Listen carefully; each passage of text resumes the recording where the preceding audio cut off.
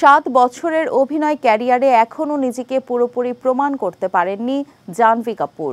ধারাক ছবি দিয়ে 2018 সালে বলিউডে যাত্রা শুরু করা এই অভিনেত্রী কখনো কখনো দক্ষতা নিয়ে প্রশংসা পেলেও বারবার সমালোচনার মুখে পড়তে হয়েছে তাকে। তবে এবার কান চলচ্চিত্র উৎসব থেকে ফিরেই এক অন্য ভাবনার ইঙ্গিত দিলেন জাহ্নবী।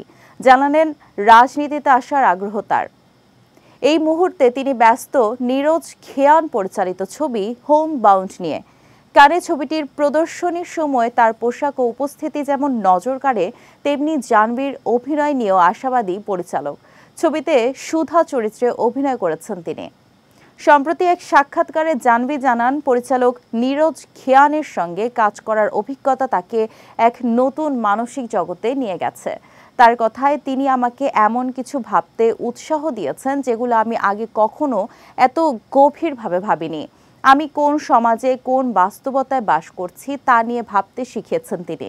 শোনা যাচ্ছে, হোম বাউন্ড ছবির শুটিং সেটে নীরজ খেয়ান প্রযোজনা সংস্থার প্রতিটি কলাকুশলীর নাম মনে রাখতেন এবং সকলের সঙ্গে সমান সম্মানে ব্যবহার করতেন।